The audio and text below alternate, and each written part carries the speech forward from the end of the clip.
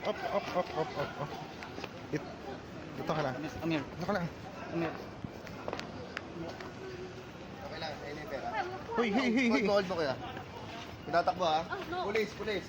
No, Process, no, no, process no, mo. no. Process mo, tol. Okay, police, police. This is not here, not in here. CIDG. DDG ha? We are CIDG, police officer. Why you need to coach me? Ah. Why?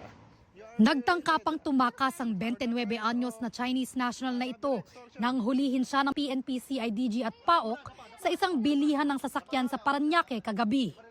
Nagpakilala umanong taga-PAOK ang babae at ang dalawa pang inarestong Chinese national para mangikil ng pera kapalit ng pagpapalaya sa isang POGO worker na nakatakda ng ipa-deport. Ang nagsumbong sa mga otoridad, ang mismong partner ng POGO worker na nabudol umano ng grupo. So initially, nakakuha na yung grupo ng 1 million. Tapos, biglang nawala ito for a while.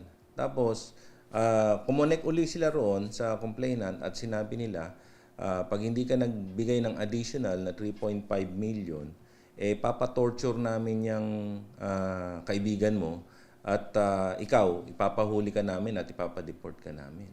Sa entrapment operation, nakipagtalo pa ang isa sa mga suspect sa pulisya. Ito yung mark money. Ilabas mo.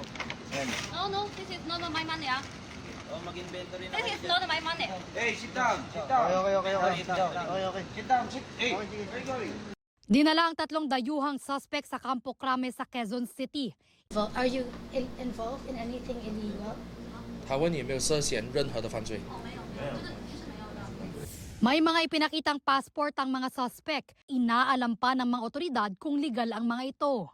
Ayon sa PAOK, 2 beses na ito na nakahuli sila ng mga nagpapanggap na tauhan ng gobyerno at nangangakong mapalalaya ang mga inarestong POGO worker. Kayong ganyan hong humihingi ho ng lagay, hindi ho talaga inaalaw ng batas natin yan.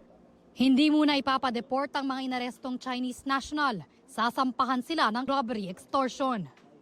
Para sa GMA Integrated News, Bea Pinlac, nakatutok 24 oras.